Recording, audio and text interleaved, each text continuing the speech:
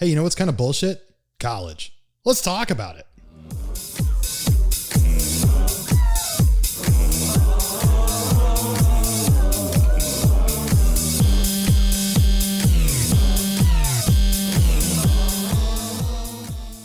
Welcome back. Eric Hattie, Everyday Hustle. Hey, so picture this.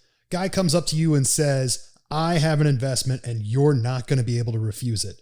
And all it's going to take today is $70,000 to $100,000, somewhere in there, and you're going to give me this money. And over the next 15 to 20 years, you'll break even and you will probably earn 10, maybe 15% more than your peers for the remainder of your life. Kind of a shit deal, right? So I have to give you a fuck ton of money right now, and maybe, just maybe, I'll get my money back. No dice. So nobody would invest in that. I wouldn't. And that is why college is kind of bullshit. So how did we get to this point where college used to be the gold standard, and it was the guarantee of success, and it was the gold, like it was the golden path. And now it's just kind of everyone's going to do it. So when you look back to the 50s, the 60s, the 70s, and even a little bit into the 80s, college was not the majority. College was actually maybe half, if not less. Maybe it was quite possibly the minority of participants. And there's a multitude of different reasons why. So if you look back in the 50s, 60s, 70s, and even a little bit of the 80s, we were far more a industrial manual labor type of country. And then in the 80s, we became a technical powerhouse. And that's when computers took off and the internet took off. And in the 90s, you had the .com bubble, and the rest is history. But as back then, it was, I'm going to be an engineer, I'm going to be a doctor, I'm going to be a lawyer. You didn't have a lot of these less highly skilled degrees. I'm going to be a teacher. I'm going to be a philosopher. I'm going to be whatever. Where now you can get a degree in basically anything. So you back then, 50s, 60s, 70s, you basically had to work to afford your tuition on the spot. And my dad is a great example of that. He went to the University of Michigan in the 70s. He double majored in computer engineering and electrical engineering, and he paid for it all working at an auto detail shop every summer, not even year round, just a part-time summer job working for a guy down the street named Bill Sauer, cleaning cars. And he was able to pay for 2 degrees from the University of Michigan with no debt. Fast forward to today. If you told any kid out there, hey, I want you to go to Michigan, I want you to get 2 degrees in 4 years, and I only want you to work part-time in the summer, and you have to pay for it in full. There's no way. They could barely afford books and room and board, much less the tuition. So how did the cost get so crazy? How did this all become bullshit? So in the 60s, 70s, the government started offering government-backed loans for people to pay for college. And it did 2 things. One, people who were going to go to college regardless, but were going to have to work while in college, all of a sudden didn't have to. They could put all of their focus into college, and they would just pay the loan. And then 2, people who probably were never going to go to college, whether it was because of their intelligence or just because of the upbringing, the economic, culture that they came from, they just probably didn't have a shot back then of going to college. They now could because of these government-backed loans, which was a blessing and a curse. There are a lot of people who came from underprivileged communities that absolutely needed that shot to make the life that they have today. And you hear that story over and over and over. The boomers won't shut up about it, right? And even in my generation, you hear lots of, I came up in the projects. I came up in a trailer park, and because of this FAFSA money, and because of this government backed loan, I was able to go to school, and now I'm actually middle class or upper middle class, and so it's blessing and a curse. But what happened was, all of a sudden, the attendance just skyrocketed, and the schools started charging more money for two reasons. One, they needed to expand. They needed more teachers. They needed more buildings. They needed more dormitories. That's to be expected. But also, they raised their prices out of greed, because they realized the government was backing the money. It didn't matter what they charged, the government was going to back it. So over from 1980 to today, the cost of college on average, and this is taking the very, very small state schools all the way up to Harvard, Yale, Princeton, the cost has gone up almost 300%. And for those of you that are sitting there going, well, yeah, that's inflation, Eric. Inflation only has gone up about 130% in that time. So money's gone up 130, and then college doubled on top of that. And it's just a losing battle to be able to pay for college without taking these loans. Here's the last thing that makes college kind of bullshit is we're asking a bunch of 17 and 18-year-old kids to decide what they want to be when they grow up before they're done growing up. You have to basically pick your path and stick with it, not because it's what you want to do, but because you're so financially invested by the time you realize that this is not your future, that you got to do it anyway, because you don't want to keep piling on the debt to go get it right. So this is the world that we're in. Now, before we get too carried away, I don't want you to think, oh man, Eric just thinks education is bullshit. I don't. And we'll get to that in just a minute. But first, let me tell you about me. So I went to college, but I never finished college. And maybe that's where I've got a chip on my shoulder, and maybe that's where I'm a little biased when this subject comes around. But I was in college from 2004 to 2007. So as I'm coming towards the end of my college career, I'm seeing all of my older friends struggle to find jobs. Not because they weren't educated. They were educated, and they had the piece of paper, and they were ready to go. But because companies were saying, I don't give a shit about your education. I need somebody with experience. You need to have 3 to 5 years of experience in this field to come out and work for me. So that's happening, and I'm watching it, and I'm observing it, and I'm thinking about it. And at the same time, I changed my major for the third time, because we asked 17 and 18-year-old kids, what do you want to do when you grow up? And you better fucking stick with it. And I'm not that guy. I went to school to be a music major. I was a jazz guitar player. I was a very good jazz guitar player who got where I was on natural talent. And two problems. One, natural talent only carries you so far. And two, I picked a genre that nobody fucking listens to anywhere. So my opportunities were zero right out of the gate, unless I wanted to be a band director.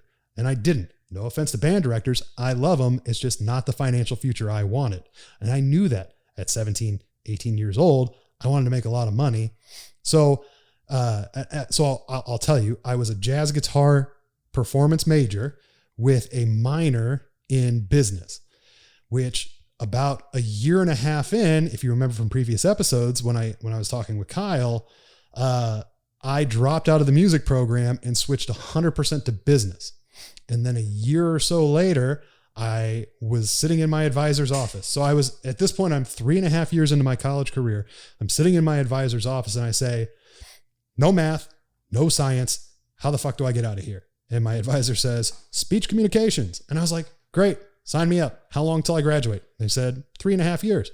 And I was like, I've been here 3.5 years already. If I'm here 7 years, I better be leaving with a fucking doctorate. So that's happening. My educated friends aren't getting jobs because they don't have experience. And so I put together a hypothesis that if I were to leave today, just drop out of college and go find a big company and start at the very bottom of the totem pole and just work my ass off, I could work my way through the corporate ladder and make money faster than my friends with a college education. And so that's what I did. I had been slinging cell phones part-time for a local retailer. So I go find one of the largest Verizon retailers out there. I get a job as a entry-level floor sales guy. And I did a couple of things. One, I studied to see what metrics that company cared about. What was making their gears turn and what were they paying the most attention to, which turned into, now that I know the metrics, how can I go maximize those with my customer?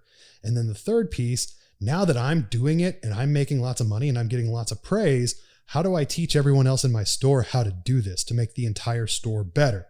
And so less than a year later, I've gone from sales rep to assistant manager to store manager of a very small store that had been underperforming and was now a top 5 in their region, to store manager of a bigger store, store manager of a bigger store, store manager of a bigger store.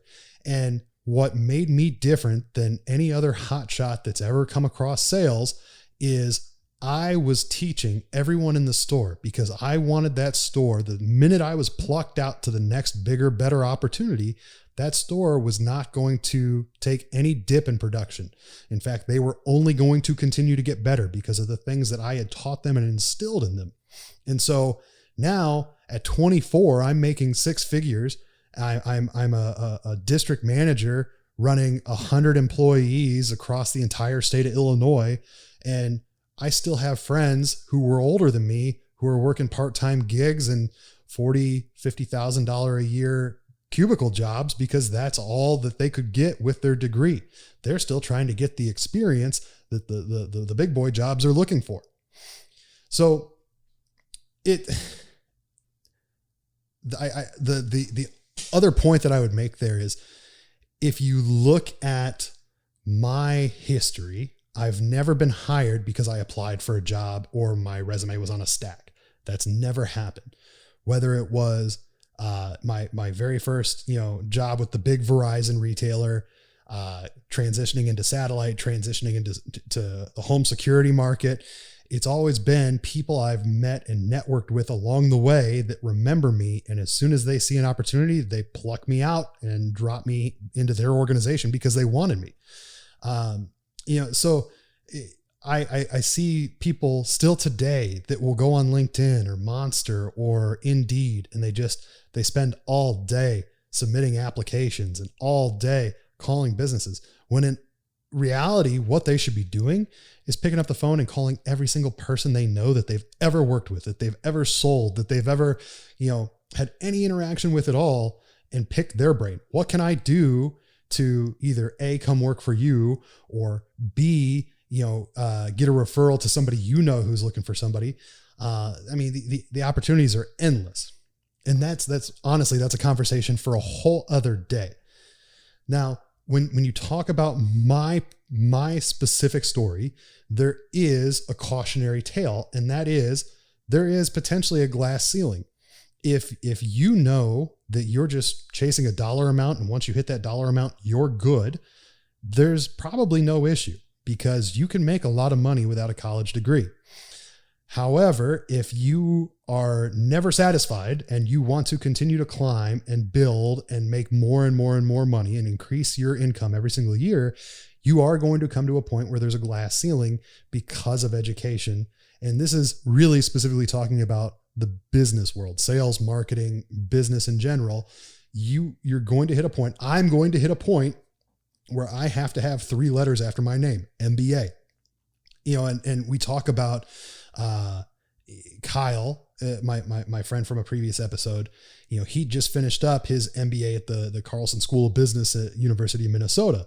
He would get hired before me for a job, even within my own organization, at a VP or a senior VP or a C level, because of his 3 letters versus my experience. And as crazy and asinine as that is, I understand that's the world I live in, and I'm willing to go back and invest that money, because here's the difference. As an MBA, even if it's 60 or 70 grand a year for 2 years, you could make that money back in less than a decade, just because of the lift it's going to give you into that senior executive level role. And I'm willing to make that investment. I would be much happier if a company wanted to make that investment for me to keep me and grow me within their own organization. But those stories are getting fewer and far between nowadays, versus what you used to hear about in the 70s, 80s, and 90s. So what can you do? We've talked about why college is kind of bullshit. We've talked about my own personal experience with it. What can you do? What's the message here? And I promise you, the message is not don't go to college, because there are plenty of reasons to go to college. The networking is phenomenal. But there's two options and two options only. You can go to college or you don't go to college. So let's say you don't go to college. What do? I have bullet points here that I've jotted up. 1, work hard. 2, network like a motherfucker. 3, educate yourself. So in my own personal story, we already kind of talked about how you work hard. You analyze a company, what are they looking for? And you exploit every single thing that makes them happy so that you can catapult yourself to the top. Networking like a motherfucker. Every single job I've had, whether it's people within my own organization or vendors or whomever, I'm always chatting them all up and making sure that I leave an amazing impression with them, because someday they're going to be looking for a guy and they might call me. But what I really want to focus on the most here is educating yourself, because you don't have to go to college to get educated. We live in a world unlike any other that any of us ever lived in. Even back in 2004, when I was going into college, the resources that we have today are light years ahead of what we had 20 years ago. It's insane. Between Wikipedia and YouTube and, LinkedIn and all these different things, you can educate the shit out of yourself. I didn't know how to do a podcast. I didn't go to school for podcasting. I just did a whole lot of internet reading and researching and observing other people's podcasts, and I threw it together. And it's taken me some time to get it figured out, and it's still not perfect. But you can teach yourself literally anything. Though the reason I want to focus on this the most is you have the cautionary tale, red flag, warning. You can educate yourself the wrong way. And I always use the example. I can take a room of 100 people and give them all an iPad and say, for the next 8 hours, I want you to use this iPad and research vaccines. And I want to hear from all of you what you found and what your new belief or, understanding is of vaccines at the end of that 8 hours. So I hand them all an iPad and I go out of the room and I come back 8 hours later. Guess what? Half the room now thinks that vaccines are a government hoax, that they turn frogs gay, that they give people autism, that it has mercury put in it on purpose, whatever. The other half will talk about the history and how far they've come and why we have so many more vaccines today than we did back then, and how people are healthier and living longer lives and blah, blah, blah, blah, blah. Half the room did it the right way. Half the room did it the wrong way. And I'll tell you, if you just go into YouTube and you type in vaccines and you just start watching the first page of results, you're going to learn the wrong way. You have to use a little bit of skepticism and intelligence in finding your sources for education. So is it a national news source? Did it come from, a predominant person that you follow or, admire on LinkedIn? Just be smart. Make sure that what you're watching isn't some conspiracy bullshit and that it's factual, and you can literally teach yourself anything. You can learn anything. You can do anything. And that's the most hippy dippy shit you're going to hear me say all day. So you work hard, you network like a motherfucker, and you educate yourself. And I can't guarantee it, but I'll tell you, you've got a better chance than not that even without a college degree, you can quickly catapult yourself at any age from entry level to high level, with just a lot of elbow grease. you're going to have to work harder than somebody that got the college degree. You're going to have to be scrappier than somebody that got the college degree, but you have a 4-year head start on them because they were busy getting their college degree. On the second option, you go to college. How can you make college not kind of bullshit and work for you? The best thing you can do right out of the gate is mitigate cost. How do you do that? Where I fucked up is I wanted to be party boy Hattie. I had grown up in rural Minnesota and I was ready to go do bigger, better things and, live the life that I couldn't live in my little small town of Waseca. So when I was 18 years old, I was ready to get the fuck out. So I moved 10 hours away to Southern Illinois, and immediately I found beer. Beer found Eric. We had a great relationship. And while I got phenomenal grades my freshman year, I made up for lost time having never drank before, having never smoked a cigarette before, having never, a million things. I had the time of my life at a very expensive price. If you look at, so my wife, for example, her first 2 years of college, she stayed at home. She went to a local community college. She paid pennies on the dollar for all of the gen ed courses that I was paying ridiculous credit hour costs for at my state school on an out-of-state tuition. So right there, you've already slashed the cost. In fact, I believe she said that she was able to pay for virtually her entire community college while waiting tables at Chili's. So now she's just got the back half to worry about on a few small loans. She was able to go to North Texas and finish out her degree at a very, well-respected and large state school. If you're going to go to college, you're going to spend the money. Yes, go have fun, make lots of friends, do all the things you don't want your parents to know about. I highly encourage it. However, you should also spend every minute you're there networking, whether it's the people you're partying with, the people you're studying with, the people who are teaching you. There are so many different opportunities to make relationships that you can, make work for you long term. Everyone should know your name. You should have 1,000+ connections on LinkedIn by the time you leave your college because you've just networked like crazy. And that's what's going to,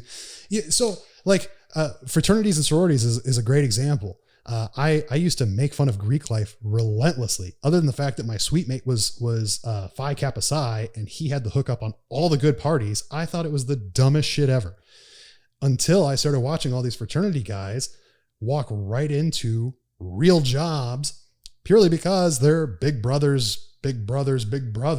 was the VP or senior VP or whatever of that organization.